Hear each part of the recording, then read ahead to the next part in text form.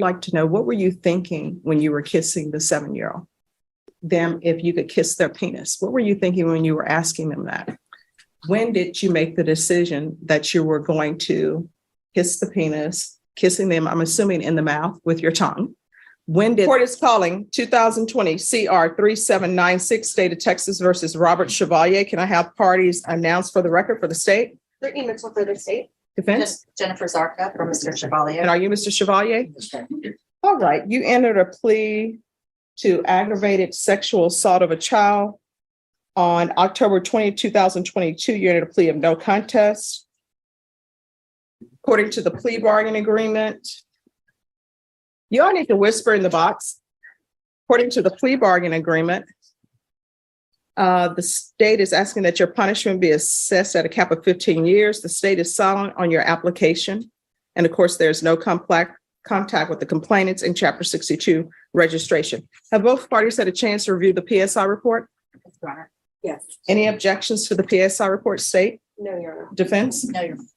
All right, the state is silent. Are there witnesses? Yes, Your Honor. All right, you may call your first witness. Thank you, Judge. I would call Pastor Tim Stoker. All right, Mr. Stoker, could you come forward, please? Jennifer. All right, if you could raise your right hand for me, please. Do you solemnly swear or affirm the testimony you give will be the truth and nothing but the truth, so help you God? All right, you can lower your hand. Make sure you keep your voice up so that court reporter can hear you. If you could state your name for the record, please. My name is Timothy Stoker. All right, and how do you spell your last name? Stoker. All right, defense. Thank you, Judge. Pastor Stoker, and where are you currently employed? I am pastor at Living Water Fellowship in Pleasanton, Texas. And is that how you know Mr. Chevalier? I do know him as a member of our church. Okay. And how often does he attend church? We have services regularly twice a week. He attends those almost always, sometimes with special meetings 3 or 4 times a week. Okay. So is it fair to say he's a faithful parishioner? Very much so. Okay. And you know, I work here today. It's a sentencing, correct? Yes, ma'am. And did you just hear the court read the charge? I did. Okay, so you understand what he has pled to in this case, correct? Yes. Okay, and so I'm asking you today, is it your opinion if the court were to grant his application for deferred community supervision, is it your opinion that he could be successful on that? I do believe so. And why? I am watching him over, been a member of our congregation since around 2015. And because of his good rapport, we have seen no signs of anything that would indicate that he has had any inappropriate contact or behavior with children in our congregation, which we do take seriously. And as far as communicating with him personally, I do believe that he is pursuing his faith, his relationship with God. And I believe that that contact and communication, he would be a good candidate for probation. Is your congregation a supportive environment? It is a close community. We're not a large congregation, so we're pretty close knit as a spiritual family and community. And do you believe that continued participation in your congregation would benefit him should the court allow him to be on a deferred community supervision? I do believe so. And is there anything else that you would want the court to know today to help her make her decision? I would say that as a minister, of course, I believe that we all need spiritual guidance and assistance in our life. Robert has shown a humility, a desire to pursue that, to engage with us through this time. I do see him seeking the Lord, and I believe his righteousness as well. In your congregation, again, should the court grant this, would there always be supervision were any children around at the church at services?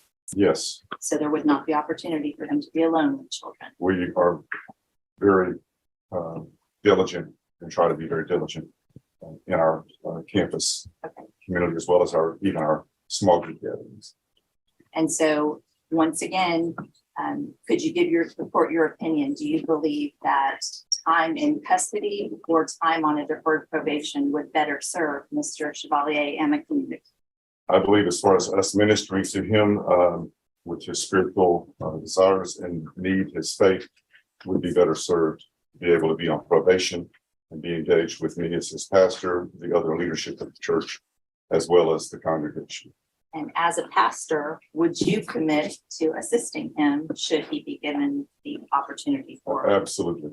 And if not, just say the judge decides to go a different way, would you still commit to supporting him? I will. No further questions, Judge? Any questions? Briefly, Pastor, are you aware that some of the allegations in this case are directed back to meeting the victims at church? In my congregation, It just at a church. at a church, I did attend church with him previous to him being a member of my congregation before I was pastor there. So yes, I am aware of that knowledge in that context. Okay, and how long have you been aware of the charges? Since he called me from the arrest from the warrant. So. No further questions. All right, thank you. Thank you so much for coming in, and thank you for the work that you do. All right, defense, call your next witness. I would call James Valdez, Judge.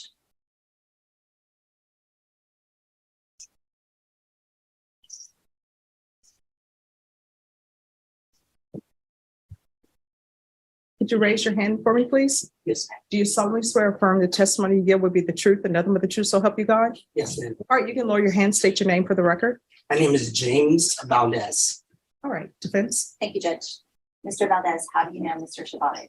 I know him from church. We've been friends for approximately 12 to 13 years. And so, and again, you know why you're here today. Yes, correct? ma'am. And so I'm going to ask you some of the same questions. Do you believe that Mr. Chevalier and the community would be better served with prison time or a deferred community supervision? Deferred community supervision is the best route for him. And And the reason being is that he's already been out. He's not done anything, to the best of my knowledge, anything wrong. He's lived a good life. He's done well. We talk all the time. We hang out for Bible study. Everything he says is good. We never talk about anything bad or wrong or anything in that nature. We're encouraging each other, prayer, reading the word. so is your relationship, did it come from your church community? Well, it started there, and then we still just kept it going for all these years. I've known him since Valley High, and ever since he's moved out to the country, we've been just friends for a long time. And I've known his kids from just forever. I mean, since they're like small and stuff, and so it's been really loving. And I tell you what, I love his wife. The family are very nice. Do you believe that his family is a supportive environment for him should the court grant the deferred community supervision? Oh, very much so. The family's wonderful. Everybody. And you talked about him. Do you believe there would be any safety issues for the community should the court grant the community supervision? There's no safety issues at all. I've never known Robert to be, to be an issue in that area at all. He's always been safe, he's been kind, he's always helpful, Do you believe he's a productive member of society? very much so. And he called you an accountability. Would you tell the court what that? Well, in terms of accountability, coach, we are accountable to each other. I mean, we read the word, we go through questions, we ask about our families, how we're doing in terms of reading the Bible, living our lives, how we're doing within the community, what have you. And so we really are focused on trying to live a good life. And we've been doing this for years. And so should he be granted the deferred community supervision, would you be supportive of him in that venture? Oh, very much so. And do you believe he could complete it successfully? Oh, very much so. And is there anything else you want the court to know today before she makes her decision? Well, I've known Robert for 12 to 13 years, and it's been wonderful, and I love his family. They've been really good. I mean, even knowing his parents until they passed, just wonderful. They've been kind. They help others in the community, and they are really involved. And I only have known them as doing a lot of volunteer work and doing a lot of caring for others. Literally. I'll pass the witness, Your Honor. Thank you. Any questions? No. All right, thank you so much for coming in and giving me more information about him. Thank you very much. All right, thank you. You can call your next witness. One further witness, Judge, I would call Jennifer Spalier.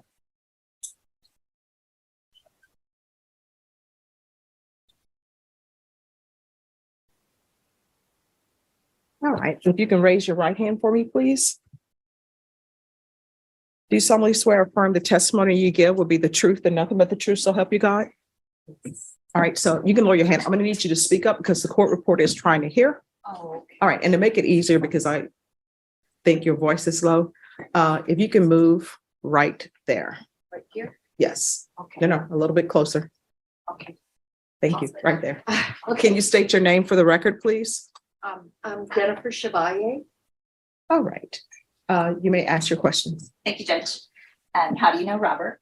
Well, I've been married to Robert for 21 years and we've known each other 22. And how many children do you have?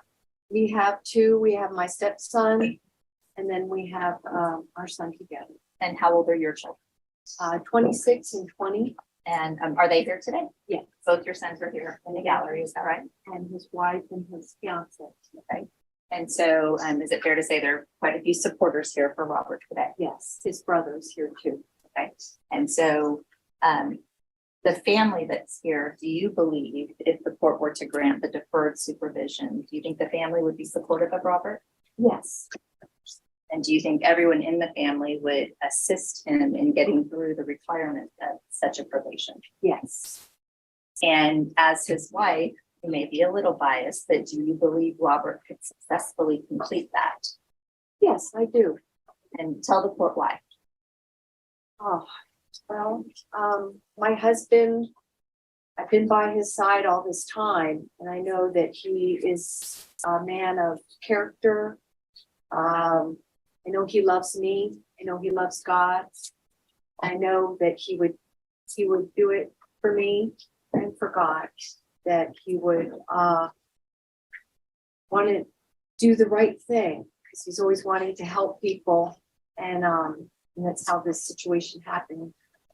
But anyway, that we want to help people and love people. And I think he wants to make a difference in this world. And with terms of a community supervision like this, there is some intensive therapy and things required. Are you aware of that? Yes. Okay. And so knowing that, do you believe that Robert would be committed to doing those things? Yes. And do you believe a deferred community supervision is a better way to treat this than sending him to prison? And tell the court why. Well, he would have the support of his church and me, that I would help him work through whatever issues maybe he may be struggling with. He also has some health issues. I think if he were in prison, he would decline. He has a heart and lung issues. That's my main concern with that. I don't think that would be a supportive environment. With his health issues, does he regularly seek medical care?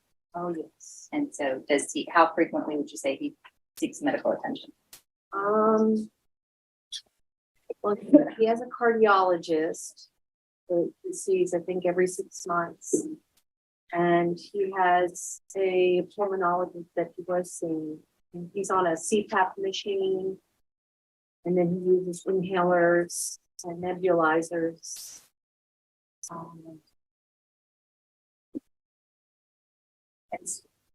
Okay, and so today, can you tell the court that you believe he would successfully complete a deferred community supervision should she grant it? Yes, And you're fully confident of that. yes. Is there anything else you want the court to know today before she makes the decision? That I love my husband very much. And I'm just gonna try to be there for him and support him in whatever faculties that he needs. Whatever it takes, whatever it's obviously it's in your hands, so it's whatever you grant for him. I think that that he and I will work through this together with God's help. Any questions? Just briefly, you said you've been married for 21 years. When did you start dating before you were married? We started dating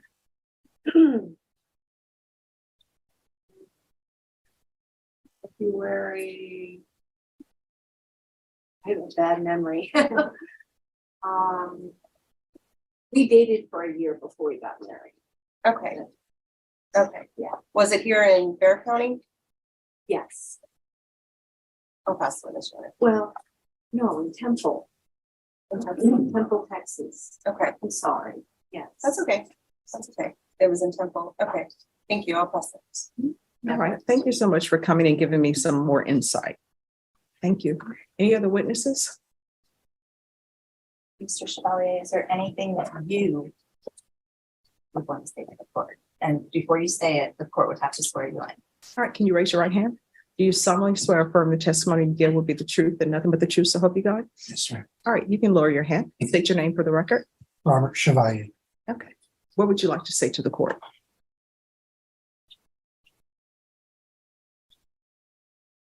I believe that I can I will complete every aspect of probation if granted. I'm at your mercy. And I just pray that you give me grace and allow me to have this opportunity to redirect my paths. Okay. All right. I have a couple of questions for you. Yes. How old were the complainants in this case? One he was a year older than my son, and I think he was like 14 and 15, The other? 7 or 8. All right. So with regards to the 7 or 8 year old, I've read the PSI report. I would like to know, what were you thinking when you were kissing the 7-year-old?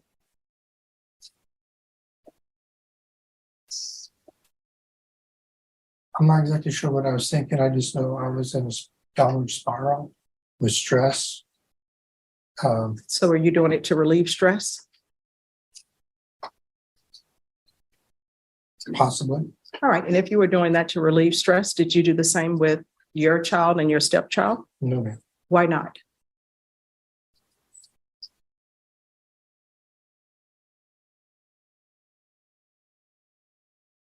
They're my boys. Okay. But these were two complainants that your wife testified to that you were helping. Right. All right.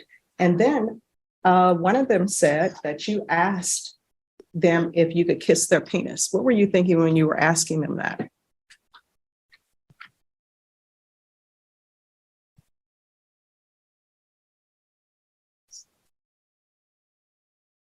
I don't think I was thinking, Your Honor. And according to what I've read, and I always read the PSI report, and I always read the plea agreement and the stipulations, that this was going on for a period of time. Right? That's right. So each time these children were invited to your home or asked to come to your home, were you getting excited at the prospect of touching them?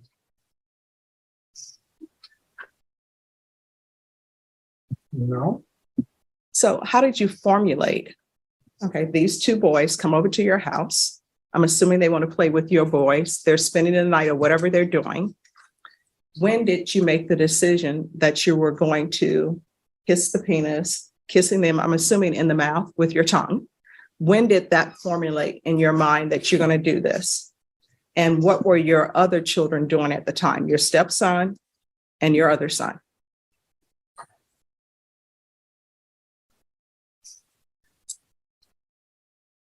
I'm not really sure how to answer that, Your Honor. All I know is I was not in my right mind, basically. I wasn't thinking But how are you not thinking? about the consequences of what.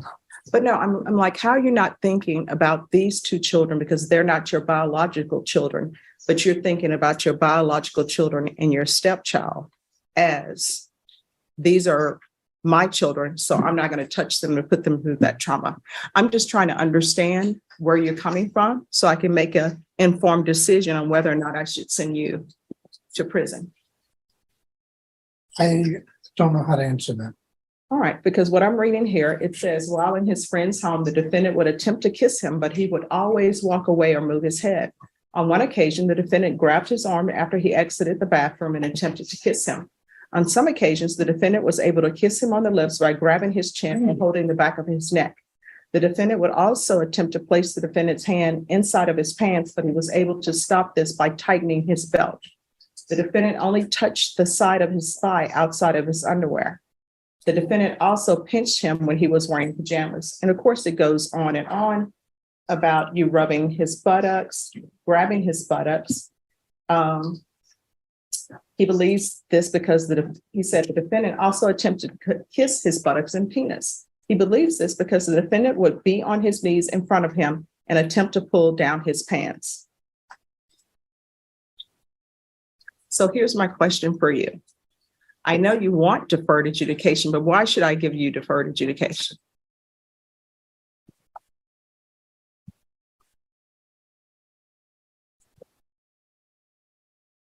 I believe I can do better. Well, I mean, everybody over there in the box believes they can do better. And I want to be able to give to the community I've taken, and I want to be able to give and to be able to serve and to just be a better member of society. And what trauma do you think you caused the complainants in this case? How do you think they're doing today? I pray they're doing good, but I don't know. All right. I'm sure they have some issues. Okay. Any questions, defense? You said you want to do better. Can you tell the court you would proactively do anything that's asked of you on a community supervision should it be granted? Absolutely. Any counseling? Any counseling, anything. And would you seek the help of all the people that are here to support you today? Absolutely. And is anything like this ever going to happen again? No. That's all the question. And are you asking the court to grant your application for deferred community supervision? Yes, I am asking for a deferred. No further All right. questions. State. Mr. Chevalier, how long was your probation in your previous case? 5 years. And who was the victim in that case? It was a Boy Scout. No further questions.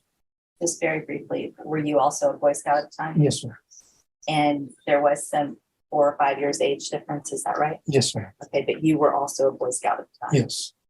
No further questions, Judge. All right. Anything else? There you go. All right. This is what the court is going to do. The court's going to find you guilty, sentence you to 15 years in the prison, give you credit for any time served. There's a $1,500 fine, time and money run concurrent. There should be no contact with the complainants or the complainant's family.